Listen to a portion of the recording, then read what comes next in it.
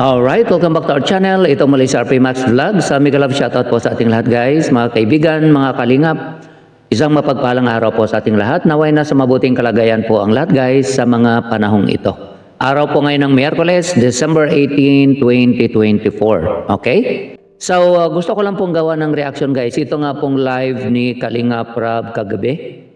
Isa po sa na-discuss niya na gusto ko pong bigyan ng reaction. Ito nga pong nabanggit niya guys, no, tungkol nga po sa pagbabago na gagawin po sa top 7 most viewed channel sa Kalingap. Okay? Babaguhin po ito sa nabanggit po niya mula 2025. So January noon, bali next month siguro. Yun po yung narinig ko. Okay? So bago ang lahat, siyempre, mega love shoutout sa inyong lahat guys at lalo na po sa ating founder, no? Ama ng Kalingap, Kuya Val Santos Matubang, Kalingap Rab, and Ate Edna Vlogs, mga kasamahan ko pong reactors at mga Kalingap charity partners. Shoutout po sa inyong lahat guys. Okay? So bago po natin gawa ng komento, ito panoorin muna natin sandali guys, itong binanggit ni Kalingap Rab no, sa kanyang live kagabi. Okay? So bago po natin gawa ng komento. Okay? So ito po yun. Yan pong ganito na lang po yung pong sa ranking.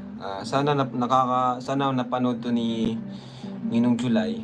Yung sa ranking po sa most viewed. Siguro, halimbawa, may nag-top 1 doon. Siguro iaano muna sa amin, ipapa-assess or ipapa-check muna kung karapat dapat ba siyang mag-top 1. Kasi what if kung top 1 nga siya pero puro behind the scenes naman. So walang kwenta po yung na yun, yung ranking na yun. So for me, halimbawa, top 1 ay may nag-top 1, then iano sa amin si Ninong July, sabihin sa amin ni Kuya Bal, sabihin niya muna sa amin kung halimbawa Kuya Bal, Kalingap Rab, ito pala yung nag-most viewed and number 1 sa Kalingap charity vlogger. Then i-check namin yon. Tapos si Mama din, ma-check din si Mama, kaming tatlo. Si Mama, ako, si Kuya Bal. Check niya yon kung yung mga upload niya. Teka, ba't parang puro BTS ata to. So, X po yun. Dapat bigyan kami ng at least mga 70%, 60 to 70% na charity. Dapat bigyan kami ng ganun na hindi yung puro, okay lang may mga BTS, mga good vibes, mga vlog na tayo-tayo lang, kami-kami lang. So, okay lang yon. Pero syempre, dapat sa loob ng isang buwan o isang linggo, may charity ka. Diba? May charity.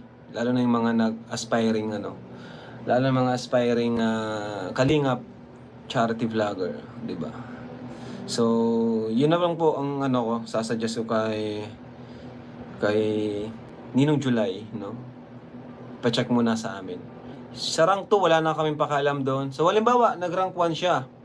No? Halimbawa, may nag-rank 1 na isang tao. Then, nakita namin ni Kuya Bal at ni Ate Edna na nag-voting kami, no? Si Kuya Bal nag-yes. Si Ate Edna nag-yes. Or ako nag-no. Panalo pa rin yung yes. So, karoon pa rin. Pero kung lahat kami nag-no, or isa lang yung nag-yes, magte-take over yung pangalawa, no? And yung dapat ay number 1, magiging rank 2 na siya, no? Hindi na natin pakialaman yung rank 2, rank 3. Ang pakialaman lang namin para hindi matrabaho is yung rank 1 lang. So malinaw yan mga Kalingap, ang pakikialaman lang natin yung rank 1 lang, pakikialaman namin. So halimbawa rank 1 siya, then hindi siya na-approve ni Kuya Bal, ni Mama, and ako, di na-approve, automatic rank 2 siya. At yung rank 2 siya maging rank 1. So yun po yun. Kaya para fair tayo, no? Kasi may mga mayroon tayong mga kasama na nagsisipag, nagsusumikap, no? Nagcha-charity talaga. So lalo na ngayon, 2025 na, yan yung mga isa sa mga babaguhin natin. Mga konting pagbabago, di ba? Ayun, so narinig po natin guys ang binanggit po ni Kalingap Rab na mula 2025, bali next month, no? January 2025, ito po ay isang pagbabago na i-implement niya po. Gusto niyang ma-implement sa Team Kalingap. Okay? Ito ngang top 7 most viewed channel. Okay? Dahil po si July Ponil po, no, ang gumagawa po nito, yung aking partner, sa live nung nandito pa siya, ina-address niya ito sa kanya na bago i-upload nga, isang guni muna sa kanya o kay Kuya Val o kay Ate Edna para matingnan po nila. Okay? Kung yung napili po niyang top 1 ay karapat-dapat. Okay? Dahil titingnan po niya o pagbutuhan nila kung itong napili na top 1 ay pasok pa doon sa kategory na binabanggit po ni Kalinga Prab, no? Nabanggit po niya na titingnan po nila kung ito ba'y merong at least 70% na pag-charity.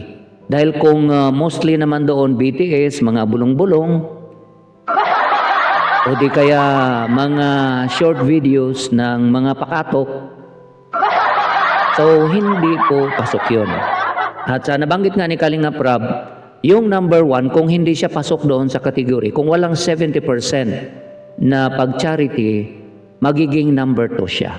At yung number 2, yun ang maging number 1. Pero may tanong ako dito guys, paano, siyempre no, i-apply mo yung rule sa number 1, sa napiling top 1, paano kung yung napiling top 2, ganun din po? Ibig sabihin, wala din pong 70% na pag-charity. At puro din po BTS at saka mga pakatok lang, no? Mga short videos. Kaya naman umabot ng ganong karami ang kanyang views. So yun ang tanong, paano ang gagawin? Okay, so abangan po natin yan guys, kung ano pong sistema. Dahil kung may rule ka na i-apply sa number 1 na let's say 70% hindi pasok, wala siyang charity na ganon, automatic ang titingnan ang number 2. Siyempre, sisilipin mo din yung number 2. Sa tingin ko lang And then, kung ang napiling number 2 ay ganon din po, no, sa nabanggit ko, wala din pong 70% na pag-charity at puro lang din po mga behind the scene, no, sa mga vlogs ni Kalinga Prab.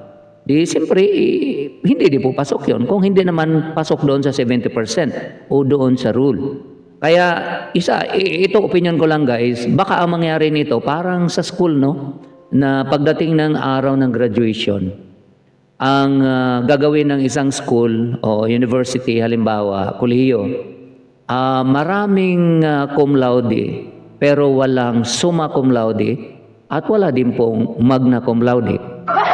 Dahil hindi na-reach yung level, yung grade na talagang masasabi natin na siya ay isang summa cum laude at siya ay isang magna cum laude. So parang parang siguro lahat, parang top 2 pababa. So parang ganun siguro. Walang rank 1. Okay, dahil nga po hindi nasunod yung kategory. Okay? Or di kaya ang gagawin ni Sir July, lahat ng ipapasok niya, i-make sure niya na yun ay 70% talaga puro charity. Para pagdating doon sa pagpili no? Nila Kalinga Prab, Kuya Val at Ate Edna, pasok na. Nandoon na yung 70% na pag-charity. So kahit pagbutuhan man nila, siyempre makikita naman nila na pasok ito sa kategory na gusto nilang i-implement. Kaya wala nang problema, rank 1, rank 2, rank 3 hanggang last. Sabi nga ni Kalinga Prab, hindi na niya pakialaman. Pero ang ano ko naman doon guys, what if or paano kung yun nga po, no, ganon din po yung rank 2. Kasi siyempre kung ano yung sa nabanggit ko nga po, kung sisilipin mo yung pag-charity sa rank 1, ganon din po doon sa rank 2. Kasi nga yung rank 2, magiging rank 1. Kasi kung sino yung rank 1 na hindi naging rank 1, dahil nga yung number 2 ang naging rank 1, at pag wala namang 70% din doon yung pag-charity niya, siyempre magreklamo din po siya. So, di po ba? So, yun po ang sa nakikita ko guys, na kung ano po yung i-implement na rule doon sa rank 1, ganon din po doon sa rank 2. At kung both, no, kung pareho po sila, hindi qualified doon base sa rule na ini-implement, baka walang rank 1. Okay, baka ang mangyari, puro rank 2 pababa. Isa po yun sa opinion ko lang po. Nabanggit ni Kalinga Prab guys kung bakit kailangan gawin ito. Dahil nga po sa mga comments, marami pong mga nambabas. Okay? Maraming mga negative comments doon sa mga naging rank 1, naging rank 2. Dahil nga po sa comment nga mga puro BTS naman yan, puro pakatok, hindi dapat sila nagkaroon ng ganong rank. Pero sa nabanggit nga po natin noon pa, na ang ginagawa po ni Sir July ay base lang po yan sa most viewed o kung sino yung pinakamaraming views for that month. Dahil kung sabi nga po namin, kung titinan mo po yung mga kategory pa na ito ba'y puro pag-charity, ito ba'y short videos o hindi, pagka ganun po kasi yung gagawin mo, matrabaho po yun. Talagang dagdag trabaho po yun ni Sir July sa kanyang ginagawang content. Kung ganun nga kung lahat na po titingnan mo, sisilipin mo kung short videos ba yan, pakatok ba yan, yan ba yung mga BTS ba yan, ito ba yung pag-charity, so ika nga dagdag pero dahil sa nabanggit nga ni Kalinga Prab, ang titingnan lang po nila yung rank 1, yung top 1. So at least yun lang ang sisilipin ni Sir July, yung kung talagang karapat-dapat ba siyang maging rank 1. So siya na mismo, ika nga, sasalayin na niya. Yung ilalagay niya, yung talagang 70% ang charity at kukunti lang yung BTS. Para pagdating sa pagtingin nila Kalinga Prab, Kuya Val at Ate Edna, wala nang ika nga automatic na kung ano yung napili niya, kung sino yung napili niya, yun na din po ang mapipili nila. So konting dagdag doon sa dati niyang ginagawa, yung ganong rule. So abangan po natin yan guys, sana banggit po ni Kalinga Prab, i-implement na po yan ngayong 2025. So ilang araw na lang po, 2025 na, January. So malamang ngayong January, i-implement na po yan. I'm not sure kung pati itong sa katapusan ng ranking, December katapusan.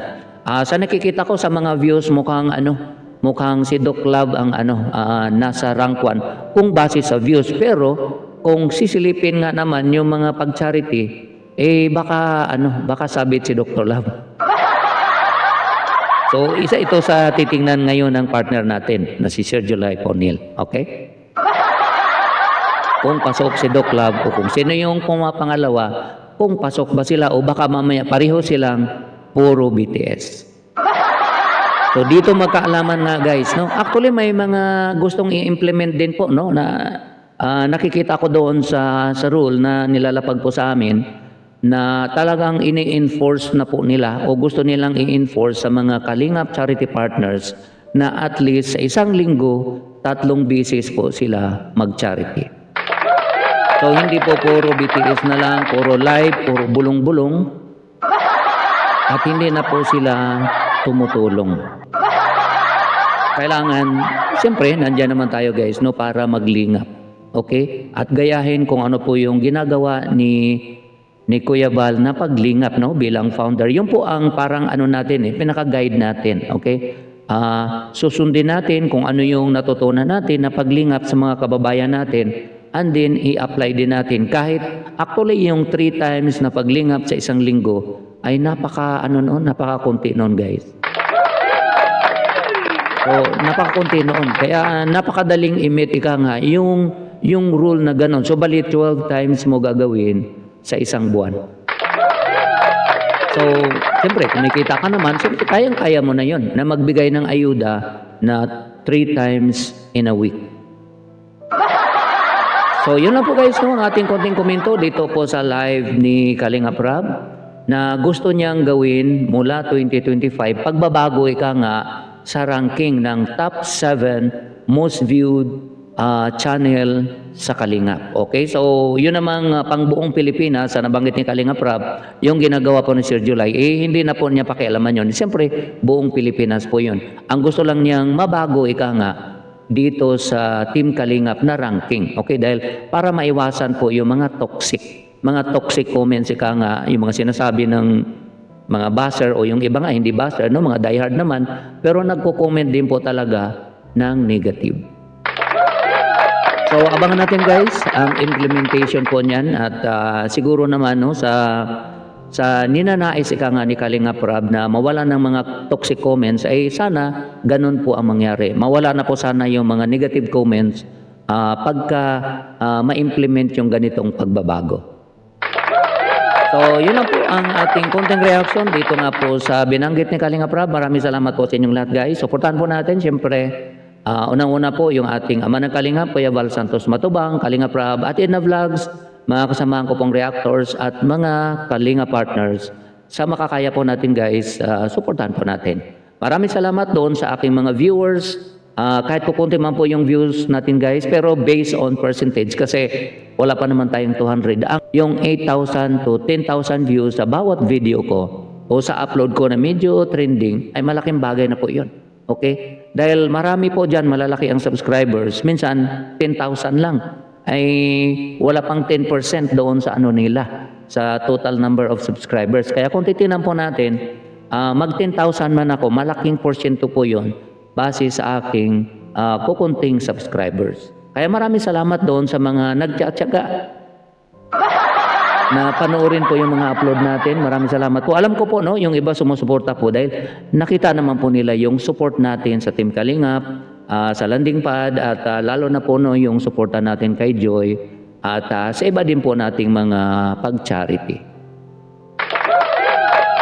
So, ingat po tayo guys sa mga silent viewers. Maraming salamat.